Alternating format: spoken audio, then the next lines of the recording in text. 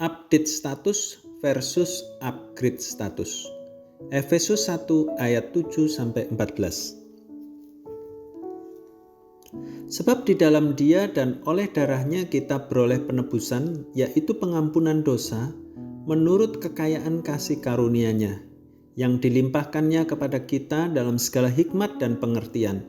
Sebab Ia telah menyatakan rahasia kehendak-Nya kepada kita, sesuai dengan rencana kerelaan-Nya, yaitu rencana kerelaan yang dari semula telah ditetapkannya di dalam Kristus, sebagai persiapan kegenapan waktu untuk mempersatukan di dalam Kristus sebagai kepala segala sesuatu, baik yang di sorga maupun yang di bumi.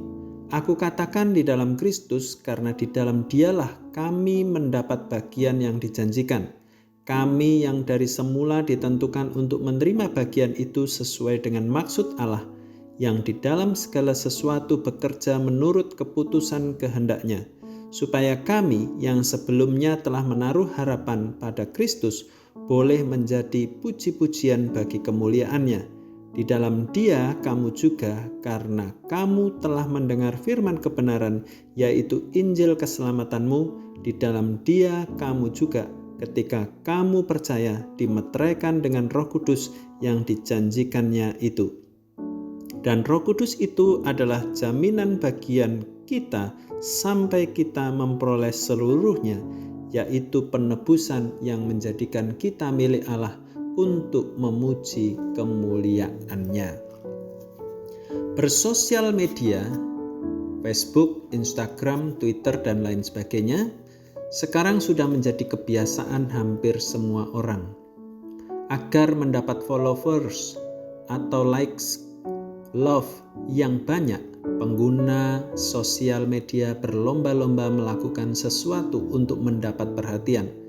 Salah satu yang dilakukan adalah dengan mengubah status di kolom status atau update status. Mengubah status atau update status di akun sosial media tidak serta-merta dapat mengubah status diri orang tersebut. Keterangan status seseorang mungkin terlihat bagus dan baik, tetapi belum tentu sesuai dengan keadaan nyata orang tersebut. Maka yang dibutuhkan bukanlah update status, tetapi upgrade status. Demikian pula kedudukan atau status manusia di hadapan Sang Pencipta. Apapun yang ia buat, statusnya tetaplah orang berdosa. Rasul Paulus mengatakan, sebab itu sama seperti dosa telah masuk ke dalam dunia oleh satu orang, dan oleh dosa itu juga maut. Demikianlah maut itu telah menjalar kepada semua orang, karena semua orang telah berbuat dosa. Roma 5 ayat 12. Karena Adam sebagai manusia yang pertama telah berbuat dosa, maka kita semua yang dilahirkan sebagai keturunannya ikut mewarisi dosa. Jalan yang utama untuk memperbaharui status atau upgrade status dari pendosa kepada orang benar hanya dapat dilakukan oleh Yesus Kristus.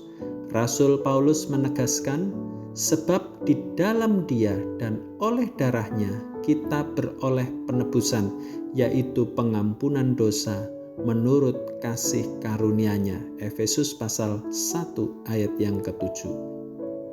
Penebusan yang dikerjakan oleh Yesus Kristus telah mengubah status kita. Di dalamnya, hamba dosa menjadi hamba kebenaran, anak-anak kegelapan menjadi anak-anak terang. Ingat, jangan hanya update status di media sosial, tapi milikilah status baru di dalam Kristus. Ini jauh lebih mendesak. Datanglah pada Tuhan, akuilah dosa-dosamu, dan nyatakanlah imanmu. Allah akan mengubah hidupmu. Yang pasti bukan status di media sosial yang menentukan kebahagiaanmu, tetapi status di dalam Kristus yang menentukan hidup kekalmu. Tuhan Yesus memberkati.